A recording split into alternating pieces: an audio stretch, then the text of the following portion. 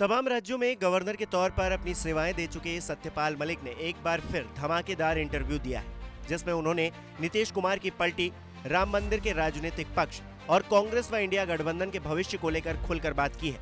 2017 से 2018 तक बिहार के राज्यपाल रहे मलिक से जब नीतीश कुमार को लेकर सवाल पूछा गया तो उन्होंने कहा, लोकदल में नीतीश कुमार मेरे सहयोगी और जूनियर थे।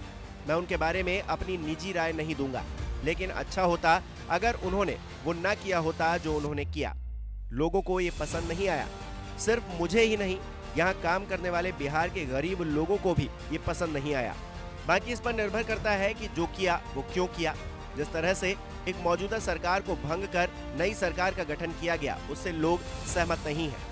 इसका असर आगामी चुनाव में उनकी पार्टी और व्यक्तिगत तौर पर उनकी लोकप्रियता पर पड़ेगा। इसी तरह इंडिया गठबंधन में नीतीश कुमार की भूमिका को लेकर सत्यपाल मलिक ने कहा, नीतीश कुमार को यह समझना होगा कि जिस तरह से उन्होंने खुद को पीएम उम्मीदवार के तौर पर पेश किया और फिर पाला बदल लिया, वो चाहते थे कि लोग उन्हें संभावित पीएम उम्मीदवार के तौर पर देखें, लेकिन क्या उन्होंने वैसा व्यवहार किया? इससे बीजेपी को फायदा होगा या नहीं, ये अभी नहीं कहा जा सकता, लेकिन जो हुआ वो लोगों को पसंद नहीं आया।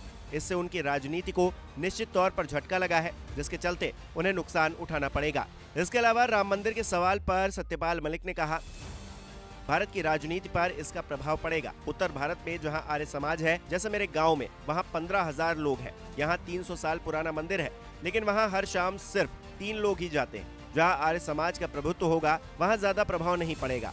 इसका असर यूपी और बिहार में पड़ेगा। राम मंदिर एक अर्ध राजनीतिक घटना थी और बीजेपी को इसका लाभ मिलेगा, लेकिन ये गेम चेंजर नहीं होगा। अब बीजेपी नए मुद्दे लेकर आएगी। मथुरा है, काशी है, लेकिन इन मुद्दों से देश में व्यापक बदलाव नहीं आएगा।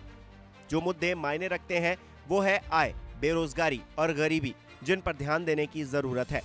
वहीं कांग्रेस की बात करते हुए सत्यपाल मलिक ने कहा, कांग्रेस कहीं भी कम नहीं पड़ रही है। राहुल जितना कर सकते हैं उतना कर रहे हैं और अच्छा कर रहे हैं। मैं उनका समर्थन करता हूं, लेकिन कांग्रेस अब एक आलसी पार्टी बन गई है। भाजपा हर दिन हर समय राजनीति करती है। इसी तरह इंडिया गठबंधन ने कोई साझा घोषणा पत्र नहीं बनाया है, ना ही उन्होंने हमें बताया है कि उनके साझा मुद्दे क्या हैं। ना तो उन्होंने कोई न्यूनतम साझा कार्यक्रम दिया है और ना ही सड़कों पर उतरे हैं। अगर उन्होंने ये सभी चीजें की होती तो अब तक पर्याप्त मोमेंटम बन गया होता।